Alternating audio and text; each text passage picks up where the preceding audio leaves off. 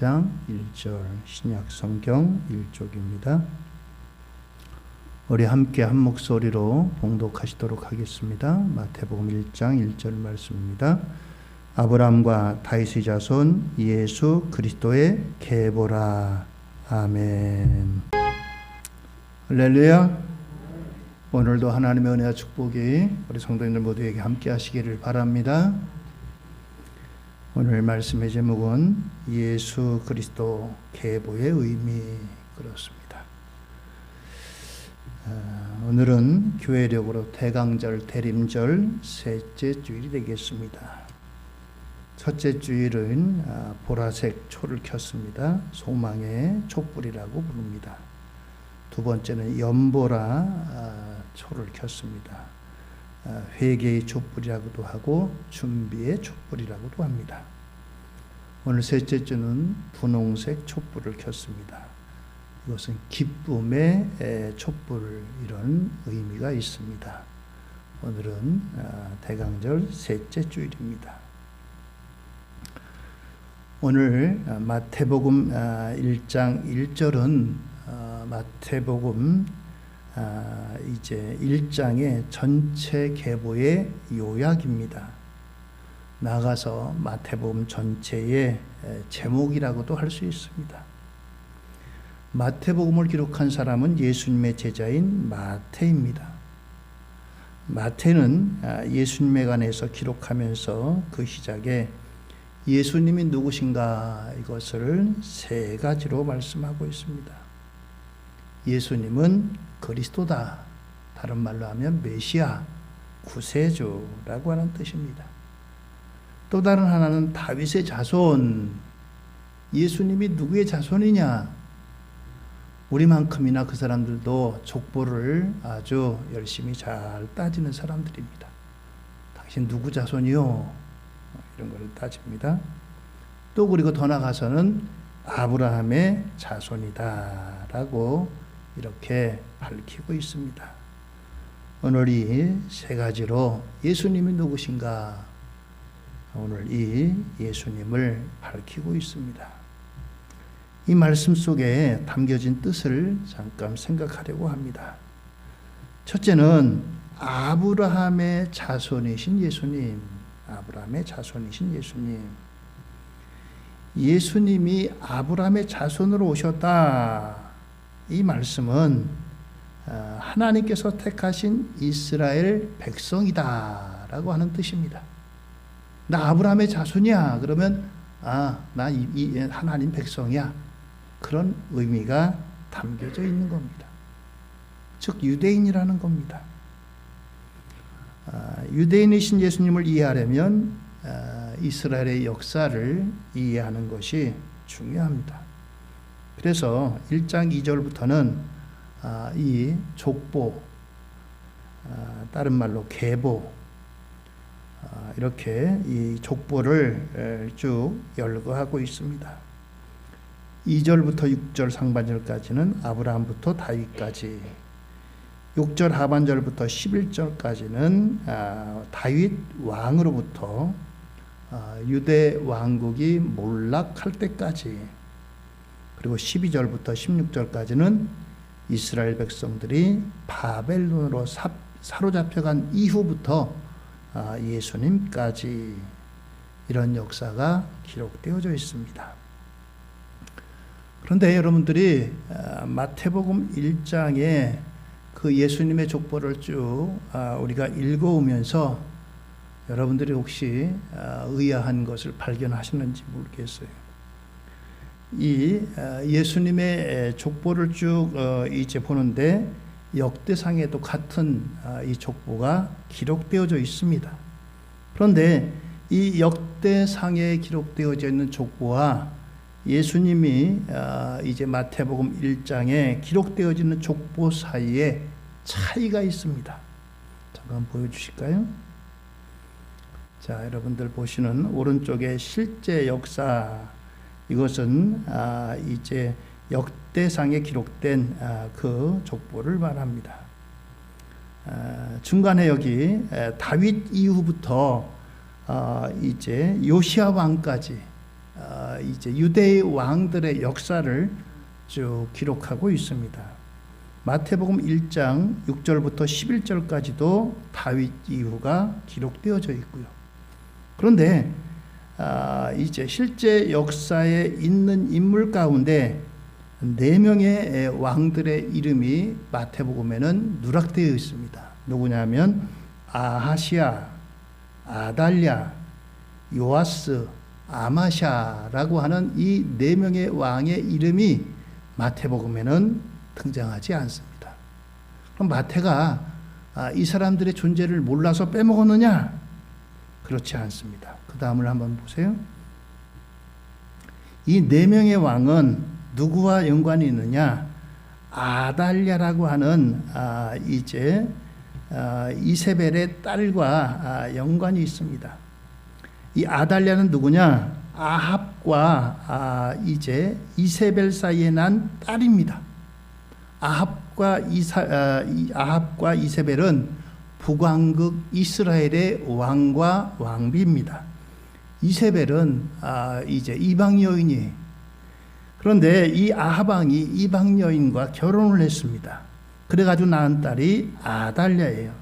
근데 이 아달랴를 여호사밧이 그의 아들 요람과 결혼을 시킵니다. 결혼을 시켜가지고 낳은 아들이 아하시아예요. 그 밑에 요아스, 아마샤 이렇게 이제 그 족보가 이어져 내려옵니다.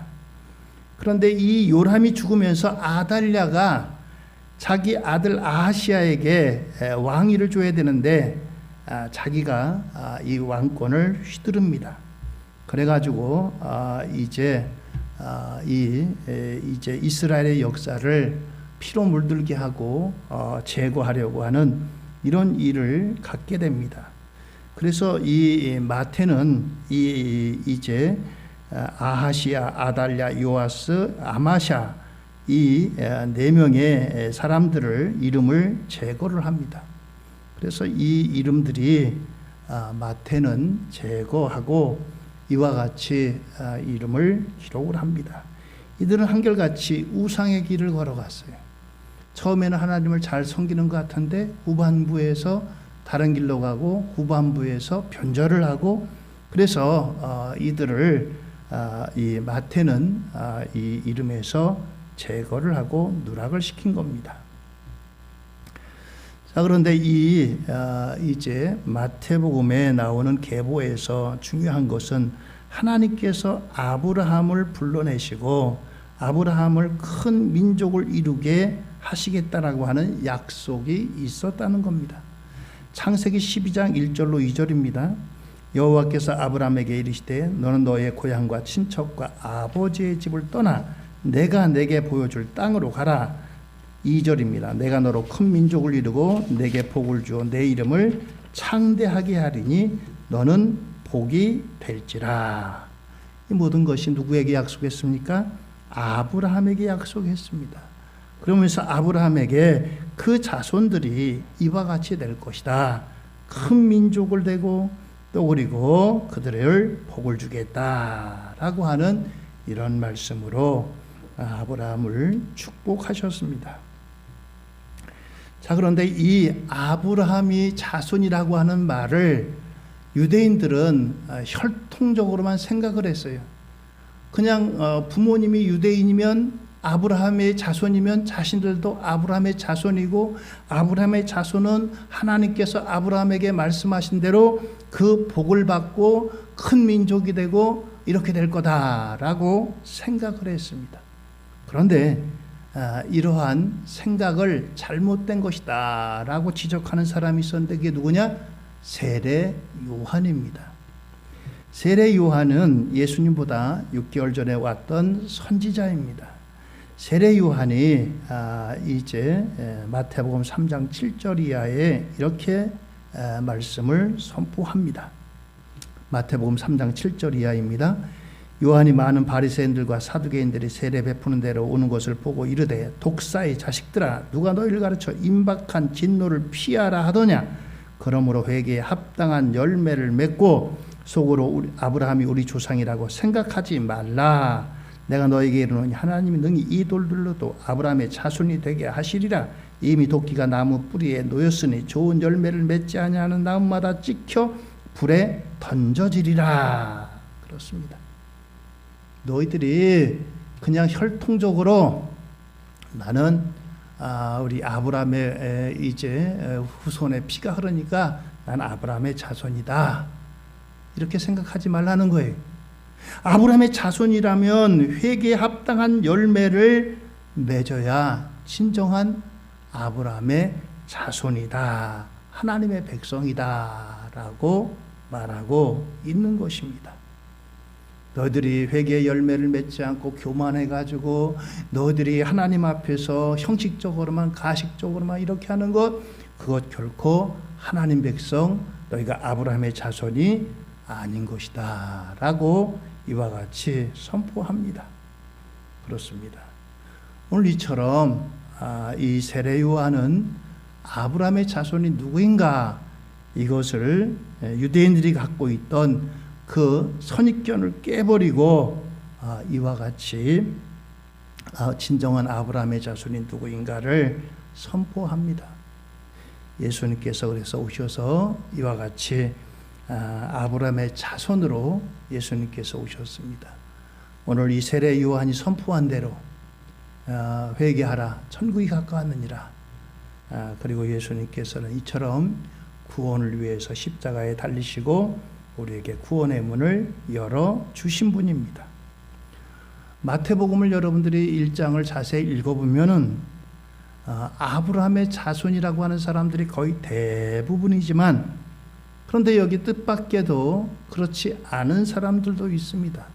앞에 봤던 4명의 왕들 틀림없이 그들은 혈통적으로 그들은 아브라함의 후손들이에요. 그런데 이 족보에 들어가지 못했습니다. 그런데 이방 사람, 아브라함의 후손이 아닌 사람들도 이 계보에 들어갑니다. 3절에 다말이라고 하는, 그리고 5절에 라합이 들어가고요, 5절에 또한 룻이 들어가고요, 그리고 6절에는 우리아의 아내인 밧세바가 들어가고 그렇습니다. 이들은 모두가 다 이방 여인입니다. 어떤 사람은 기생 출신도 있어요.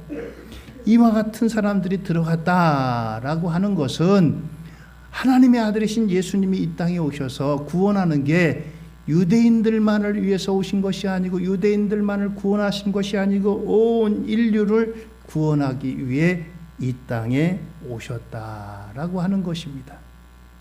사람들이 좀처럼 취급하지 않는 유대인이 아닌 이방인은 물론이고, 또 그리고 남자뿐만 아니라 여인의 이름도 이 예수님의 계보 가운데 들어갔다는 것은 놀라운 우리에게 하나님의 구원에 이런 편견성이 없고 온 인류를 향한 하나님의 구원 계획을 우리에게 말씀해 주고 있는 것입니다.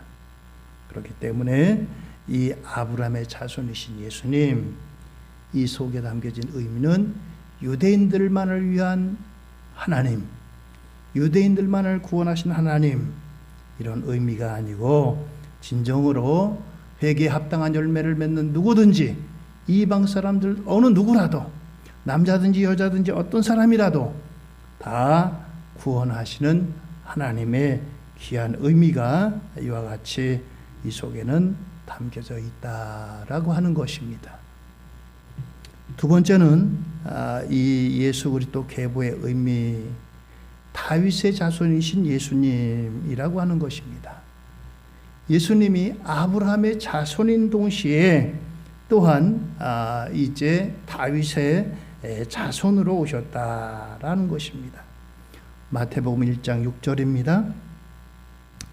이새는 다윗 왕을 낳으니라. 다윗은 우리아의 아내에게서 솔로몬을 낳고. 참 성경이 정말 어떤 가감을 하고 포장을 하고 그렇지 않고 적나라하게 기록했다는 것을 잘 보여주는 대목이 아닐 수가 없습니다. 자, 이새가 다윗 왕을 낳았다. 마태복음 1장에 이제 다윗 위에도 물론 왕으로 친다면은 여기 사울이 들어가야 되겠죠. 근데 사울은 예수님의 계보에 들어가지 못했습니다. 다윗부터 시작해가지고 전부 다 왕입니다.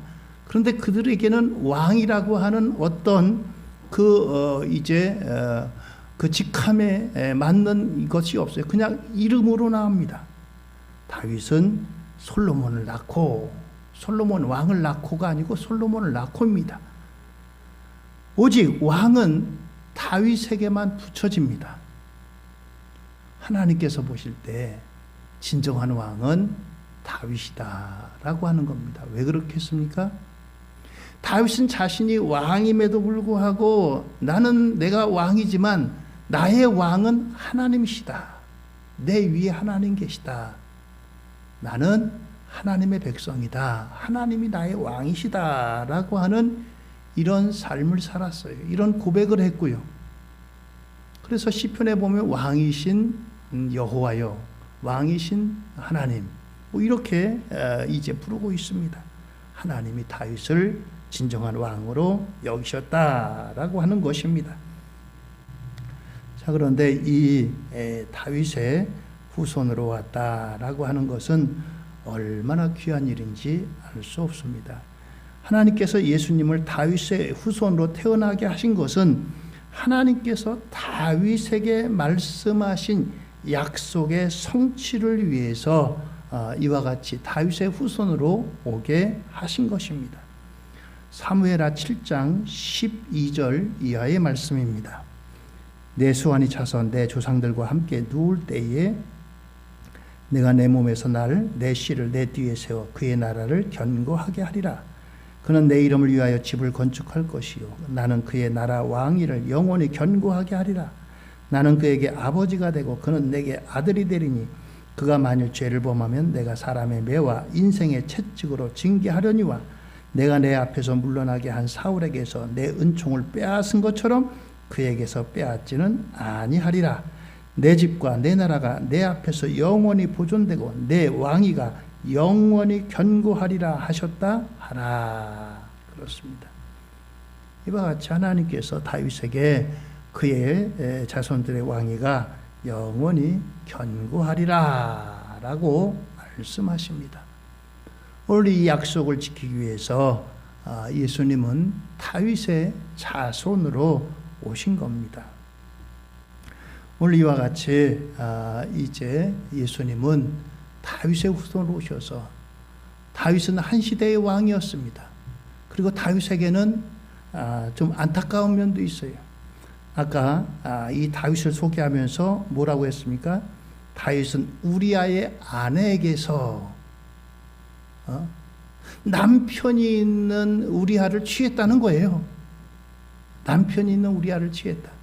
그냥 다윗은 우리아에게서 솔로몬을 낳고 다윗이 이제 밧세바를 통해서 솔로몬을 낳고라고 한다면 얼마나 바람직하겠어요. 근데 밧세바라는 이름은 안 나고 우리아의 아내, 우리아의 아내 이름이 밧세바잖아요. 그런데 우리아의 아내에게서, 아내가 있는, 남편이 있는 이 사람에게서 솔로몬을 낳았다. 다윗의 이와 같이 하나님의 마음에 합한 이 다윗임에도 불구하고 그의 또한 이런 이제 죄도 숨김없이 다 드러내는 것이 성경이다라고 하는 것입니다. 오늘 이와 같이 하나님께서 이 다윗의 후손으로 예수님을 오게 하신 것은 다윗의 자손들에게 약속하신 그 말씀을 이루기 위해서 다윗의 자손으로 오셨다.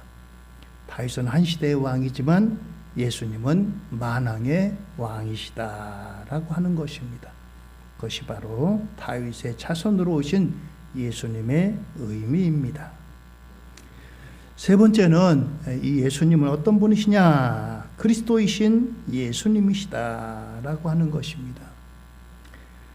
구약의 선지서들을 보면 많은 선자들이 오실 메시아에 대해서 많은 예언을 했습니다. 주전 8세기에 북이스라엘에서 선지자 활동을 하던 아모스는 아모스 9장 11절 이하에서 이렇게 예언을 합니다.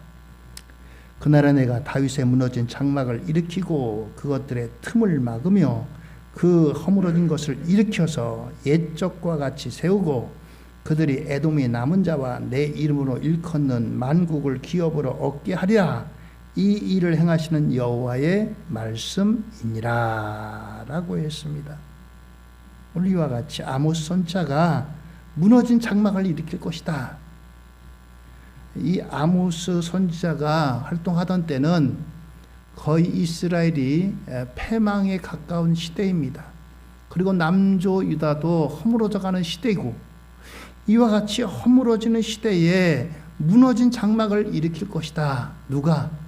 앞으로 오실 메시아가, 앞으로 오실 그분이 이와 같이 이제 무너진 장막을 일으키고 틈을 막고 허물어진 것을 일으킬 것이다. 이와 같이 이제 선언을 합니다.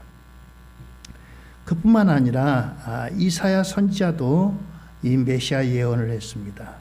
9장 6절 7절입니다. 이는 한 아기가 우리에게 낳고 한 아들을 우리에게 주신 바 되었는데 그의 어깨에는 정사를 메었고 그의 이름은 기묘자라 모사라 전능하신 하나님이라 영존하시는 아버지라 평강의 왕이라 할 것임이라.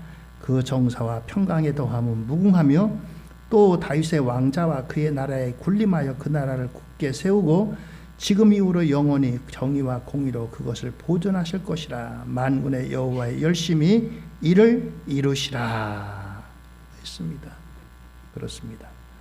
바벨론에서 포로 생활하던 이스라엘 백성들 가운데 예루살렘으로 돌아와 성전을 재건한 이후로 예수님께서 태어나실 때까지를 이제 신구약 중간기, 우리가 성경을 보면 창세기부터 말라기까지를 구약이라고 하잖아요.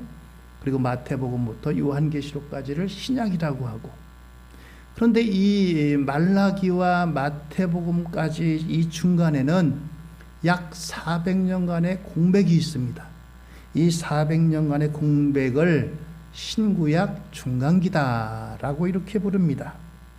그때 일어난 일이 뭐냐면 이스라엘은 페르시아와 그리스를 거쳐 로마 제국의 지배하에 있게 됩니다. 이제 이 이스라엘 백성들이 이렇게 남의 나라에 지배를 받고 있으면서 그들 가운데 자각 운동이 일어났습니다. 그러면서 멀리했던 하나님의 말씀, 율법을 열심히 배우고 실천하자라고 하는 이런 운동이 일어나게 됩니다. 그러면서 그들이 이제 그 율법, 하나님의 말씀을 다시 돌아가서 보게 되면서 그들이 갖게 된 소망이 뭐냐면은 메시아에 대한 소망입니다.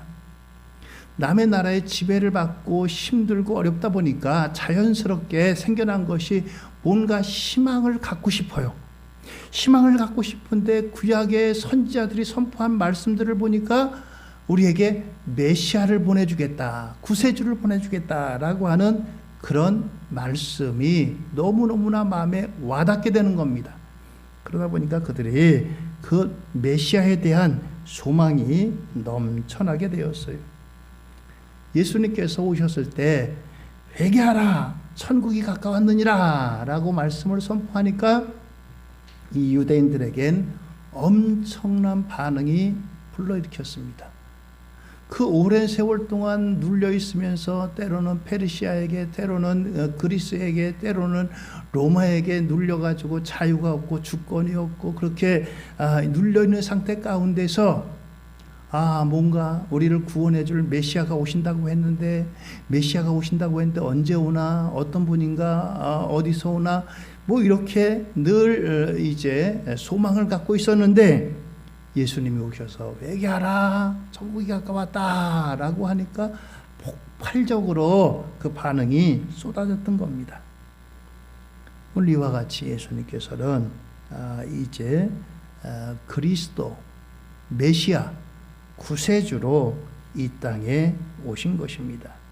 예수님은 옛 시대를 종결하고 새 시대를 열기 위해서 유대인이 되셨습니다. 이것이 하나님의 구원 계획이요 약속인 것입니다. 그렇기 때문에 우리가 이 예수님을 바라보려면은 뭔가 구약 성경에 이 말씀에 대한 전 이해가 있어서 바라볼 때 예수님은 이런 분이시구나. 예수님이 이것 때문에 오셨구나. 예수님이 오셔서 왜 이런 일을 하셨나. 이것들을 좀 더 우리가 쉽게 이해하게 되는 것입니다. 예수님은 이와 같이 이러한 의미로 그리스도이신 예수님으로 이 땅에 오셨다라고 하는 것입니다. 우리가 맨 앞에 예수님이 아브라함의 자손으로 오셨다라고 했잖아요. 그런데 이 아브라함의 이제 후손으로 오셨지만 아브라함도 이제 그의 조상이 있지 않겠어요? 성경에 보면 분명히 아브라함도 그의 조상이 있습니다. 그의 조상들을 거슬러 올라가면은 이제 아브라함의 직접적으로는 데라가 있지만 그 위로 올라가면은 결국은 아담으로부터 시작합니다. 아담으로부터 시작돼요. 아담의 후손들이. 아담의 후손이라는 것은 뭡니까? 온 인류의 시작이 아담 아니겠어요? 아담으로 시작됐다는 것은 예수님은 온 인류를 구원하실 분이다 라고 하는 것입니다. 그래서 예수님은 이제 그리스도가 되시는데, 구세주가 되시는데, 누구의 구세주냐?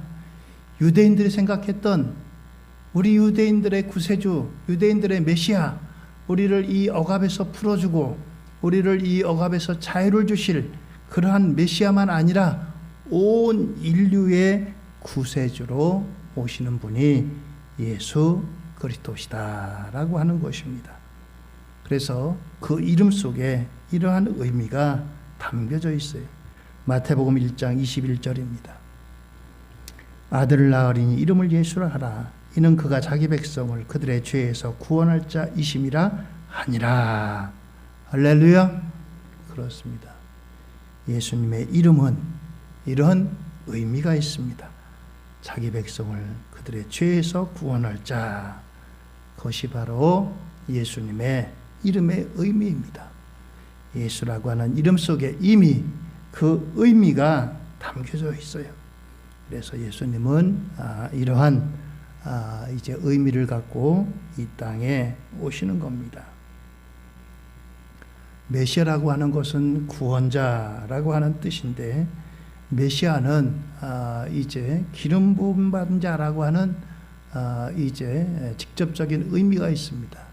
기름 부음을 받는 것은 구약에 보면은 왕, 선지자, 그리고 제사장 이들에게만 붙습니다. 백성을 통치하는 왕, 그리고 하나님 앞에 제사를 집전하는 제사장, 하나님의 말씀을 백성들에게 선포하는 선지자, 이들에게만 기름을 붓습니다. 예수님은 이 세 가지, 왕이요, 선지자요, 제사장, 이 세 가지의 모든 것들을 다 가지고 계신 분입니다. 그래서 예수님은 이제 어느 한 나라의 왕도 아니고 한 시대의 왕도 아니고 만왕의 왕이십니다. 그리고 우리 죄를 하나님 앞에 올려드리고 우리 죄를 속죄하신 제사장이 됩니다. 그리고 우리에게 회개하라 천국이 가까웠느니라, 이와 같은 말씀으로 회개하고 예수 믿는 사람들은 구원 얻는다라고 하는 선지자의 의미가 있는 그러한 분이십니다. 오늘 예수님의 오심은 이와 같은 이런 의미로 갖고 이 땅에 오셨습니다. 성경 속에 담겨진 예수 그리스도의 계보, 여기에 이와 같이 아브라함의 자손이시다, 다윗의 자손이시다, 예수님은 그리스도시다 라고 하는 이러한 의미를 안고 이 땅에 오셨습니다. 이사야 11장 10절의 말씀입니다. 그날에 이새의 뿌리에서 한 싹이 나서 만민의 기치로 설 것이요 열방이 그에게로 돌아오리니 그가 거한 곳이 영화로우리라 라고 했습니다. 오늘 이와 같이 이사야 선지자의 이와 같은 예언대로 이제 우리에게 만민에게 이제 기치로 서고 열방이 예수님께로 돌아오고 예수님 거하고 예수님의 복음이 들어가는 곳이 영화롭게 되리라 라고 하는 말씀입니다. 그래서 복음이 들어간 곳마다 이와 같은 귀한 은혜가 있게 되는 것입니다. 오늘 이 예수님을 우리의 구주로 주님으로 영접함으로 오늘 예수님께서 이 땅에 오셔서 우리에게 주시는 귀한 은총을 덧입는 저와 여러분들 우리 모두가 되기를 예수님의 이름으로 축원을 드립니다. 할렐루야. 이것이 예수 그리스도 계보의 의미입니다. 예수님의 계보를 보실 때마다 아브라함의 자손으로 다윗의 자손으로 또 우리에게 이제 구원자로 오시는 이 예수님을 더욱더 높이고 영광 돌리시는 저와 여러분들 우리 모두가 되기를 예수님의 이름으로 축원드립니다. 할렐루야. 기도하시겠습니다.